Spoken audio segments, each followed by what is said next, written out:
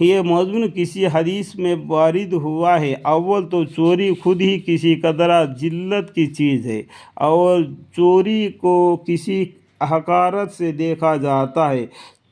پھر چوری میں بھی اس حرکت کی بدترین چوری ارشاد فرمایا ہے کہ رکوع اور سجدہ کو اچھی طرح نہ کرے۔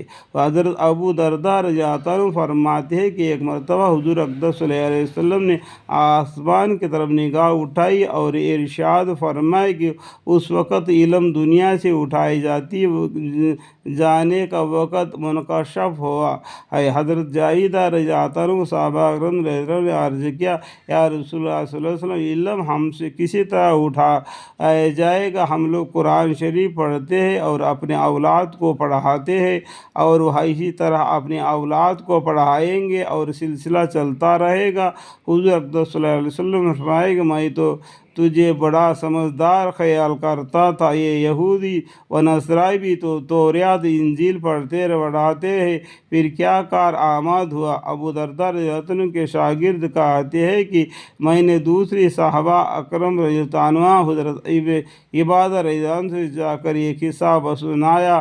انہوں نے فرمایا کہ ابو درداء رضی اللہ عنہ سچ کہتے ہیں، اور میں بتاؤں کہ سب سے پہلے کیا چیز دنیا سے اٹھائیں گے؟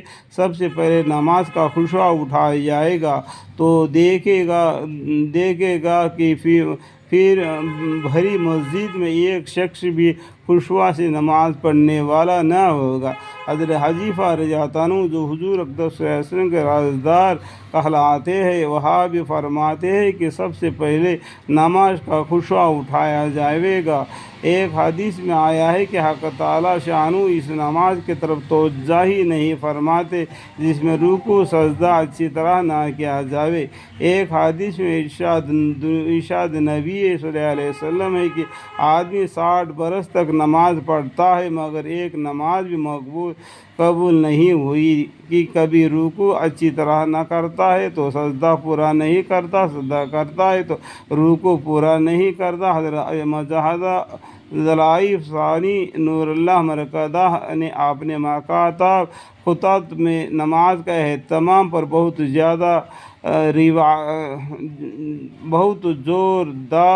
زور دیا ہے اور بہت سے گرامی ناموں میں مختلف مضامین پر بحث فرمائی ہے۔ ایک گرامی نام میں تحریر فرماتے ہیں کہ سجدہ میں ہاتھوں کی انگلیوں کو ملانے کا اور رکوع میں انگلیوں کو علیحدہ کرنے کا اہتمام بھی ضروری ہے۔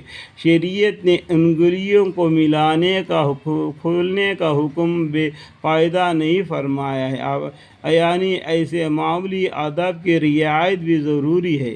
اس سلسلہ میں تحریر فرماتے ہیں کہ نماز میں کھڑے ہونے کی حالت میں سجدے کی جگہ نگاہ کی جمائے رکھنا اور رکوع کی حالت میں پاؤں پر نگاہ رکھنا اور سجدے میں جا کر ناک پر رکھنا اور بیٹھنے کی حالت میں ہاتھوں پر نگاہ رکھنا نماز میں خشوع کو پیدا کرتا ہے اور اس سے نماز میں الجماع نصیب ہوتی ہے۔